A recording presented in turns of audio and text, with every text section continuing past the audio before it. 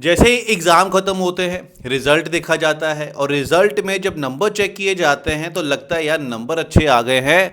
But shit यार, मैंने ना अच्छे से तैयारी नहीं की, सच्चे मन से तैयारी नहीं की। अगर मैं सच्चे मन से मेहनत करता तो हो सकता था मेरे नंबर और बेटर आते और मैं क्लास में टॉप भी कर सकता था। अब अगले साल मैं नहीं छोड़ने वाला हूँ, अगले साल मैं डट के तैयारी करूँगा। 2-3 महीने में अपना सिलेबस ख़त्म करूँगा, फिर रिवीजन करूँगा और क्लास में टॉप आके ही रहूँगा। और जैसे ही अगला साल आता है 1-2 महीने तो हमारी मोटिवेशन हाई रहती है, लेकिन धीरे धीरे फिर मोटिवेशन कहीं खोने शुरू हो जाती है और हमारा रिदम टूट जाता है। फिर हमको लगता है छोड़ो यार, क्या ही रखा है पढ़ाई में, अपनी ज़िंदगी जियो। और बाद में नंबर हमारे फिर उतने के उतने ही रह जाते हैं, कोई प्रोग्रेस दिखता नहीं है। यही हाल हुआ है पंजाब की टीम का।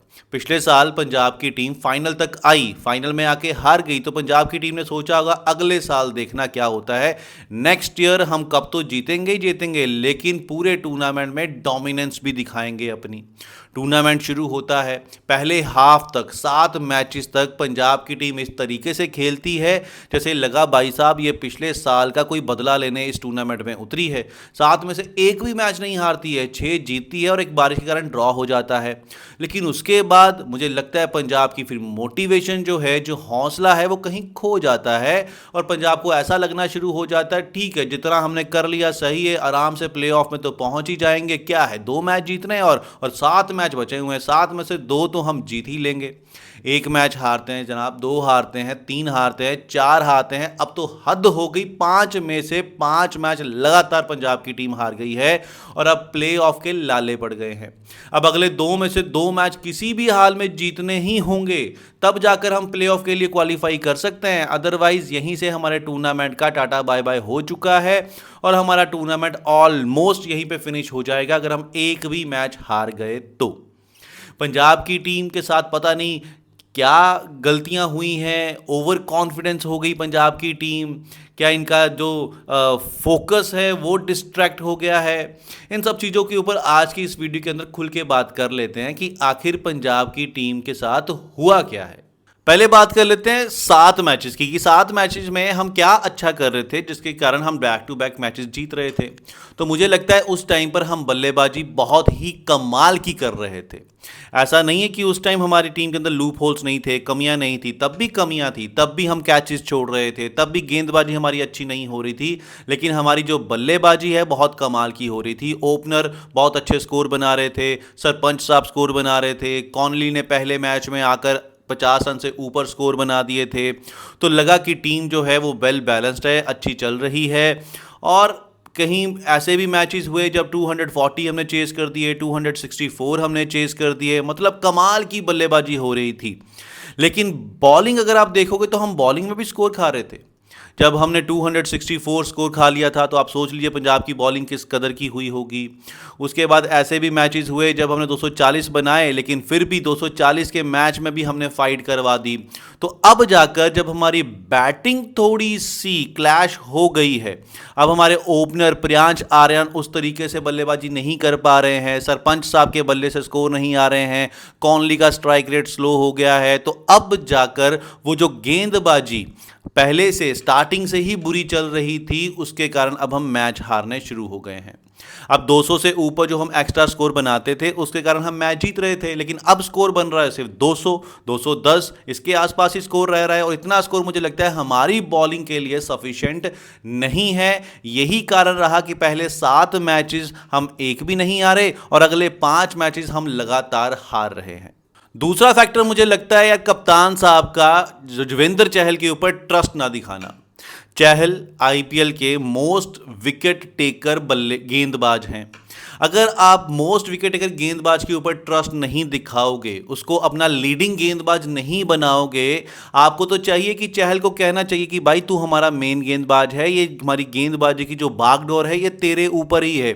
एक तरीके से गेंदबाजी का तू कप्तान है, जैसे तू करेगा, जिस तरीके का प्रेशर बनाएगा उसी तरीके से बाकी गेंदबाज जो है वो चलेंगे। लेकिन चहल के ऊपर कप्तान साहब पता नहीं क्यों ट्रस्ट नहीं दिखा पा रहे हैं।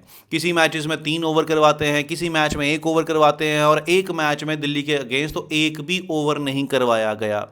मतलब जिस गेंदबाज को प्राइम गेंदबाज बनाना चाहिए था, उस गेंदबाज को हमने एज अ ऑप्शन बना दिया है कि अगर ज़रूरत होगी तो उसे गेंदबाजी करवाएंगे, ज़रूरत नहीं होगी तो गेंदबाजी नहीं करवाएंगे। मुझे लगता है ये भी एक फैक्टर है हमारी गेंदबाजी फ्लॉप होने का। यस, अगला फैक्टर है प्लेइंग 11। मुझे लगता है प्लेइंग 11 के अंदर पंजाब को कुछ चेंजेस करने चाहिए थे। पहले 7 मैचेस जब हम एक भी नहीं हारे थे, उसमें काफ़ी कमियां दिखाई दे रही थी। अगर पंजाब उस टाइम पर अपनी कमियों को दूर करता रहता तो आज ये हमारी हालत नहीं हुई होती। अब वो कमियां क्या थी? इस मैच के अंदर हमने स्टॉइनिस को बाहर कर दिया, बल्कि करना क्या चाहिए था? बाहर करना चाहिए था मार्को जैनसन को। मार्को जैनसन आप फर्स्ट मैच से देख लीजिए, वो बंदा इतने स्कोर उठा रहा है, 10 से कम की इकॉनमी से तो स्कोर वो खा ही नहीं रहा है। और जब जब जरूरत होती है डेथ ओवर में, जब उसको गेंदबाजी दी जाती है, 20, 22, 26 इतने ज्यादा वो स्कोर खा लेता है। अब देख लीजिए पिछले मैच में जो मैच खेला गया हमारा मुंबई के अगेंस्ट, तो मुंबई के अगेंस्ट में उस बंदे ने आखिरी में आकर क्या किया? पूरा मैच ही खोल दिया। तिलक वर्मा से ऑलमोस्ट 26 रन उसने खा लिए और मैच जो है वो एक साइड चला गया। मुंबई इंडियंस आखिरी 3 ओवर में 50 रन बनाने में कामयाब हो गया। 3 ओवर में 50 रन इतनी आसानी से नहीं बनते हैं। मार्को जैनसन कोई छोटा मोटा गेंदबाज नहीं है, लेकिन वो फॉर्म में नहीं चल रहा है और ये पहले मैच से दिखाई दे रहा है, तो आपको उसको करेक्ट कर लेना चाहिए था। स्टॉइनिस, आप उसे गेंदबाजी नहीं करवाते, लेकिन बल्लेबाजी तो वो बंदा कर रहा है। बल्लेबाजी में तो उसने 1-2 मैचेस में काफी अच्छी बल्लेबाजी की थी और मैच जो है टीम को जो है ऐसी सिचुएशन जहां से वो स्ट्रगल कर रही थी, उसको वहां से उठाकर फाइटिंग स्कोर तक पहुंचाया था। तो आपको स्टॉइनिस को खिलाना चाहिए था, जॉनसन को बाहर रखना चाहिए था। एक और चेंज जो पंजाब की टीम को करना चाहिए, वो पता नहीं क्यों नहीं कर रही है, वो है बरार साहब। बरार इतनी अच्छी गेंदबाजी कर रहा है, आप उसकी गेंदबाजी में उसकी लाइन लेंथ देखिएगा, उसका टप्पा देखिएगा, इतना अच्छा टप्पा होता है। एक मैच जब 240 के आसपास या 206, दिल्ली का ही वो मैच था जिसमें सारे गेंदबाजों की कुटाई हुई थी, उसमें बरार ने सिर्फ 4 ओवर में 24 रन दिए थे। तो भाई आप क्यों 2 स्पिनर के साथ में नहीं जा रहे हो? मुंबई ने अपनी टीम के अंदर जो बाहर से आकर धर्मशाला में खेल रही है, और पंजाब की टीम पिछले 10 दिनों से धर्मशाला में बैठी हुई है, तो मुंबई की टीम अगर 2 स्पिनर खिला सकती है, वो अपनी टीम के अंदर रघु शर्मा को मौका दे सकते हैं, तो वो विल जैक्स को बॉलिंग करवा सकते हैं, तो आप अपनी टीम में 2 स्पिनर क्यों नहीं खिलाते हो? आप मार्को जैनसन की जगह पर बरार को खिलाइए, बरार वहां पर गेंदबाजी करेगा, अच्छी गेंदबाजी करेगा। और शशांक नहीं चल रहा है, कैचेस नहीं पकड़ रहा, स्कोर नहीं बना रहा, तो उसको बाहर कर दीजिए।